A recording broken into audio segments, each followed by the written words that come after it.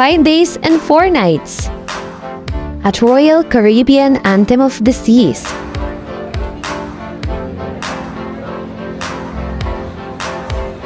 Cruises to Singapore, Penang, Malaysia, and Phuket, Thailand.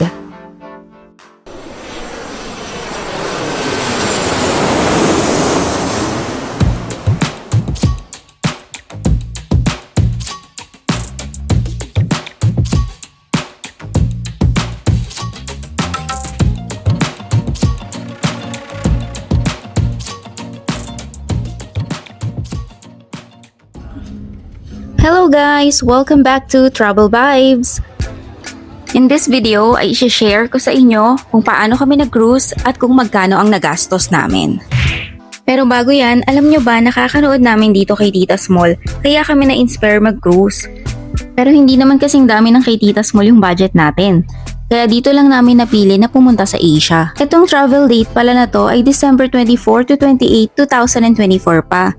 Ngayon ko lang na-i-upload kasi medyo marami din akong ginawa. August 2024 pa lang noon ay naibo ko na tong trip na to. 4 lang pala kaming nag-travel. Kasama ko yung mister ko na si King, yung daughter ko na si Atosa, at yung pinsan kong balikbayan na si CJ.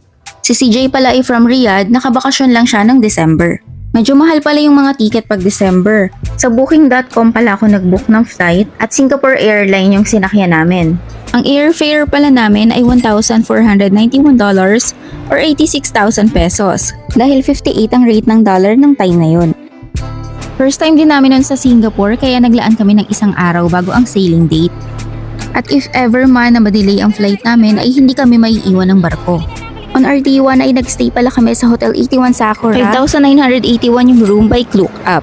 Mabilis na kami nakapasok dahil na-print ko na lahat yung kailangan namin. From ticket, luggage tag, at set sail pass. Kung naghahanap kayo ng mga complete details kung paano mag-cruise, nanood lang din ako ng mga vlog ng The Poor Traveler.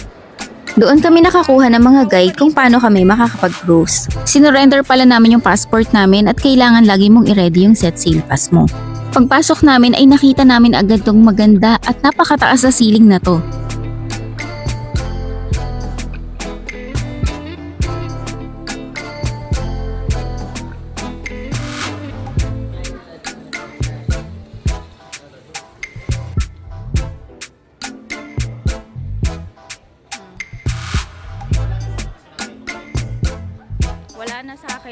Pagpasok pala ay meron munang briefing pero maikli lang, ipapaliwanag lang yung mga safety at precautions ng barko.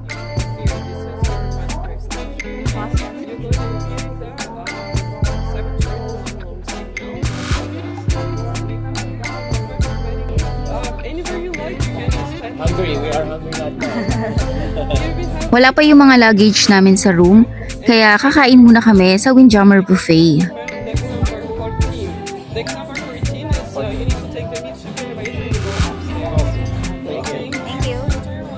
The Windjammer Buffet. That's a Windjammer, yeah. And this is 270 snacks cover. Thank you.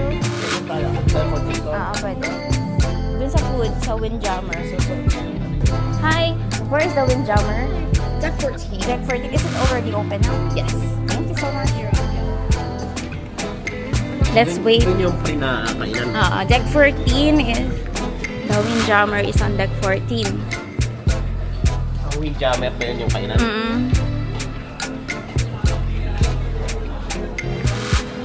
Mahina ang signal kasi nasa laot tayo nga pala. Pero meron tayo. We don't need to avail the Zoom. Boom? Boom. Ang hindi ko nakikita yung excursion. May outfitan ka dyan. Nasaan yung later yun? Gabi. Marami ako. Huwag lang hinaan. Yung Windjammer Buffet pala ay complimentary buffet. Marami din ditong complimentary at meron din namang may bayad. So kailangan mo magtanong kung ayaw mong gumastos. We're going to Deck 14.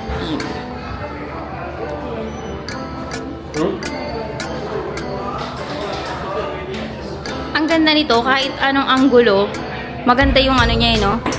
Stabilize siya. By the way, DJI Osmo Pocket 3 pala yung gamit namin dito.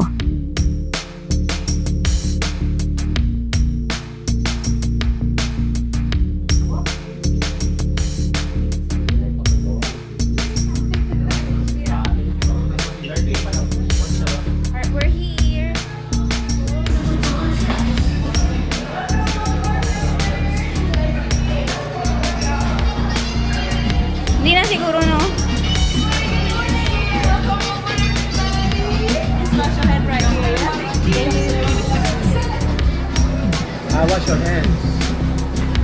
Ikaw na, you go. Nagpa-reserve din kasi kami ng fine dining for dinner. Kailangan naka-formal attire ka doon or smart casual. Pero wala din siyang bayad.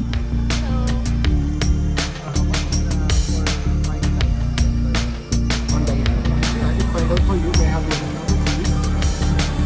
9139. The room number is 9139 and the other one. Let me check. 12311. 12311. This for you? Yes. Anong pangalan niya, sir? Thank you po. Salamat. Kuya Ruel. Si Kuya Ruel ay kabayan pala. Marami ding kabayan na nagtatrabaho dito sa barko. Pero hindi daw gaanong karami yung mga Pinoy na nagko-cruise. Kaya pag nakakakita sila ng mga Pilipino ay natutuwa sila. Sige, tapos upo muna ako doon.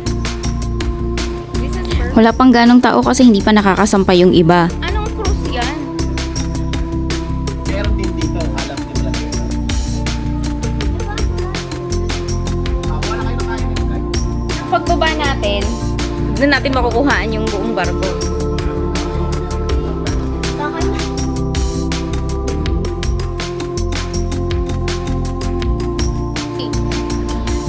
I like it, the pasta. Here, I'll get it.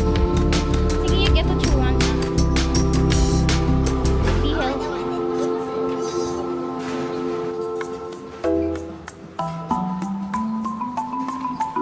Oh, I didn't taste it. I smelled it.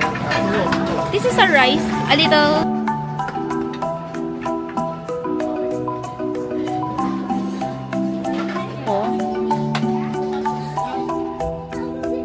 After namin kumain ay dumiretso na kami sa stateroom namin. Nandun na rin daw yung mga luggages.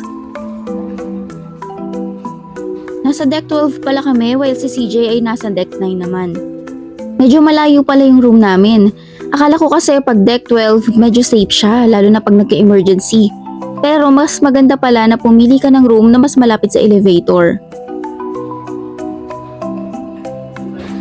Ito yung maleta ko. Masyado ring mahaba yung nilalakad kapag malayo yung room mo. Kaya pag magbubook kayo ng cruise, piliin nyo yung maayos na kwarto na hindi ka nalalakad ng masyadong malayo. 311. 309. Ito pala yung room namin at ito na rin yung pinakamura na pwede mong i-book. Ang ticket pala namin noon ay $1,572 or 91,200 pesos per 2 packs. Sa cruising.com.ph pala ako nag-book. Marami ka pang makikita na mas murang ticket. Nagkataon lang na yung kinuha naming date ay December 24, kaya medyo pricey siya. Kung ibang date yung napili namin ay yung 91,000 namin, pwede na kaming nasa balcony room. Pero malinis at okay rin naman tong stateroom. Marami siyang cabinet at drawers. Okay din naman yung CR niya, malinis din. May hot and cold shower. Para ka ring nasa hotel. Meron din palang daily charge ang room na $18 per day. Nag-ayos na pala ako ng gamit noon tapos lumabas na kami para panoorin kung paano umalis yung barko at para makalibot na rin sa cruise.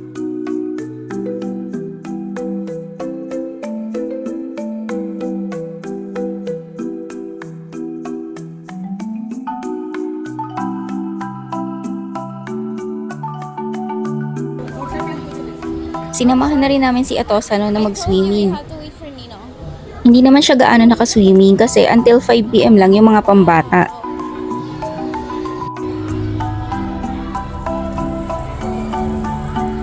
Is it cold?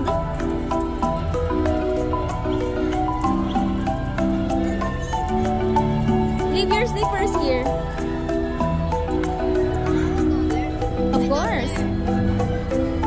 You play muna here.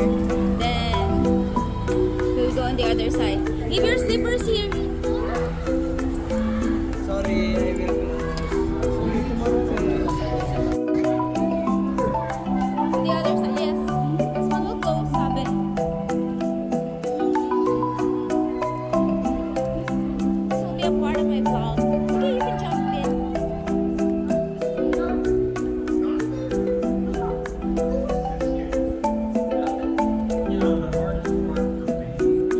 Available pala yung mga pool towel nila, pero kailangan mo siyang ibalik bago mag 10 PM ng gabi kasi magkakaroon ka ng charge sa card mo.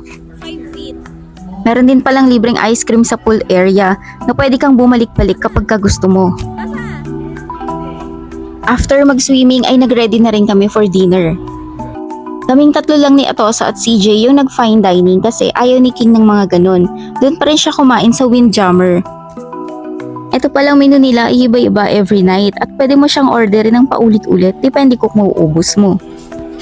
Ang sarap kumain dito kasi asikasong-asikaso kanila.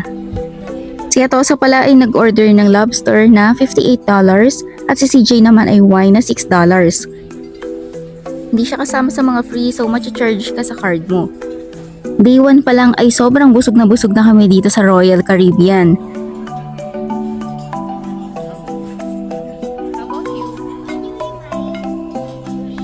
Bago kami matulog ay nanood muna pala kami ng caroling at balloon drop.